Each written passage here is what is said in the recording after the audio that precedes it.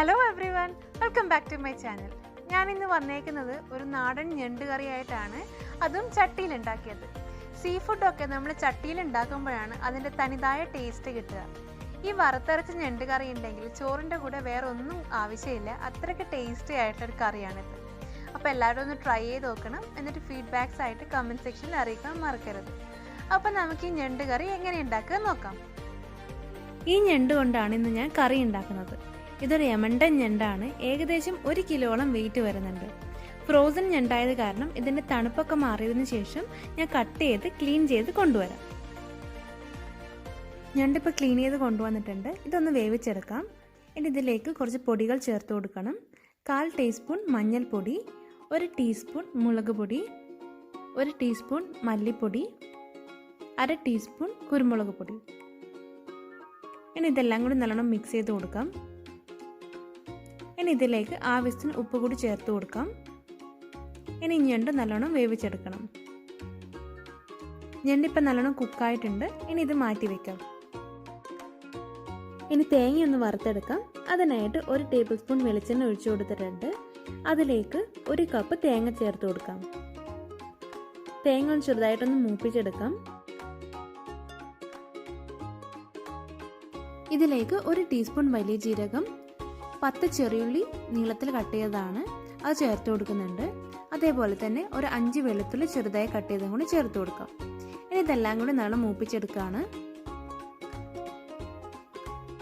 തേങ്ങയുടെ കളർ മാറുന്നവരെ ഒന്ന് വറുത്തെടുക്കാം. തേങ്ങ ഇപ്പോൾ ഒരു ബ്രൗൺ കളർ ആയിട്ടുണ്ട്. ഇനി ഇതിലേക്ക് പൊടികൾ ചേർത്ത് കൊടുക്കാം. 1/4 ടീസ്പൂൺ മഞ്ഞൾപ്പൊടി, 1 ടീസ്പൂൺ മുളക് പൊടി, 2 ടീസ്പൂൺ മല്ലിപ്പൊടി, 1/2 ടീസ്പൂൺ ഗരം മസാല. പൊടികളുടെ ഒക്കെ പച്ചമണം മാറുന്നവരെ നല്ലോണം വഴറ്റി കൊടുക്കാം.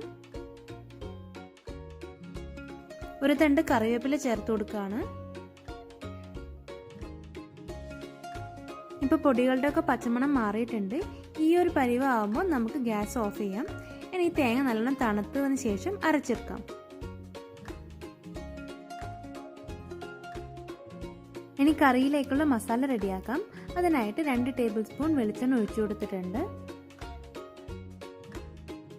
വെളിച്ചെണ്ണ ഒന്ന് ചൂടായി വരുമ്പോൾ അതിലേക്ക് 25 ചെറിയുള്ളി ചേർത്ത് കൊടുക്കാം.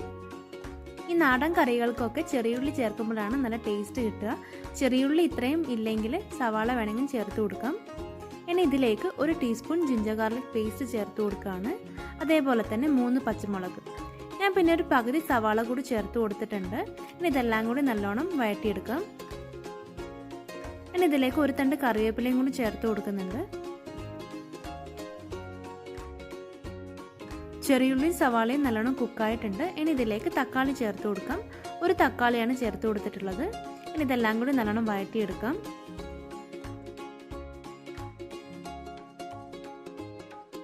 ആവശ്യത്തിന് ഉപ്പ് ചേർത്ത് കൊടുക്കാം. നമ്മൾ നേരത്തെ ഞണ്ട് വേവിക്കുമ്പോൾ മാത്രമേ ഉപ്പ് ചേർത്ത് കൊടുത്തിട്ടുള്ളായിരുന്നു.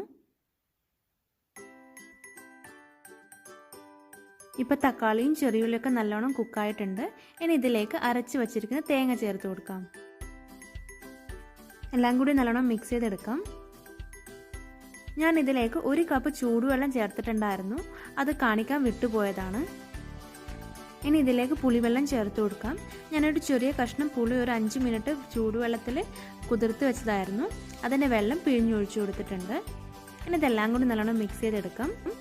ഇപ്പോൾ കറി ഒന്ന് തിളച്ച് വന്നിട്ടുണ്ട്. ഇനി ഇതിലേക്ക് നമ്മൾ നേരത്തെ വേവിച്ച് വെച്ചിരിക്കുന്ന ഞണ്ട് ചേർത്ത് കൊടുക്കാം.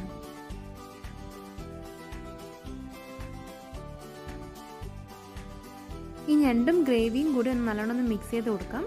ഇനി ഈ ഞണ്ട് ഈ ഗ്രേവിയിൽ കിടന്ന് ഒരു 5 മിനിറ്റ് നല്ലോണം കുക്ക് ചെയ്തെടുക്കണം. അപ്പോഴായിരിക്കും ഈ ഞണ്ടിൻ്റെ ഫ്ലേവറൊക്കെ ഈ കറിയിൽ ഇറങ്ങുക. അടച്ചു വെച്ച് മീഡിയം ഫ്ലെയിമിൽ ഒരു 5 മിനിറ്റ് കുക്ക് ചെയ്തെടുക്കാം. ഇപ്പോൾ ഒരു 5 മിനിറ്റ് കഴിഞ്ഞിട്ടുണ്ട്. തുറന്നു നോക്കാം. ഇപ്പോൾ ഞണ്ട് കറി നല്ലോണം റെഡി ആയിട്ടുണ്ട്. ഇനി ഇതിലേക്ക് 1 തണ്ട് കറിവേപ്പില ചേർത്ത് കൊടുക്കുകയാണ്. അതേപോലെ തന്നെ 1 ടീസ്പൂൺ വെളിച്ചെണ്ണ. ലാസ്റ്റ് നമ്മളിങ്ങനെ വെളിച്ചെണ്ണ ചേർക്കുമ്പോൾ ഇതിൻ്റെ ഫ്ലേവർ നല്ലോണം ഈ കറിയിലേക്ക് ഇറങ്ങും. അപ്പോൾ നല്ലൊരു ടേസ്റ്റ് ആയിട്ടുണ്ടാവും. അങ്ങനെ നമ്മുടെ നാടൻ വറുത്തരച്ച ഞണ്ട് കറി ഇവിടെ റെഡി ആയിട്ടുണ്ട്. ഞണ്ട് കിട്ടുമ്പോൾ എല്ലാവരും ഇതേപോലെ വീട്ടിൽ ട്രൈ ചെയ്ത് നോക്കണം. എന്നിട്ട് ഇഷ്ടപ്പെടുവാണെങ്കിൽ കമൻറ്റ് സെക്ഷനിൽ ഫീഡ്ബാക്ക് അറിയിക്കാൻ മറക്കരുത്. ആദ്യമായിട്ട് ആരെങ്കിലും എൻ്റെ ചാനൽ കാണുവാണെങ്കിൽ ഒന്ന് സബ്സ്ക്രൈബ് ചെയ്യണേ. സബ്സ്ക്രൈബ് ചെയ്യുമ്പോൾ അതിൻ്റെ തൊട്ടപ്പുറത്തുള്ള ബെല്ലൈക്കണും കൂടി ഒന്ന് എനേബിൾ ചെയ്യണം. അപ്പോൾ മാത്രമേ ഞാൻ ഫ്യൂച്ചറിൽ വീഡിയോസ് ഇടുമ്പോൾ നോട്ടിഫിക്കേഷൻസ് വരത്തുള്ളൂ. അപ്പോൾ അടുത്തൊരു വീഡിയോ ആയിട്ടും കാണാം. അതുവരേക്കും ബൈ.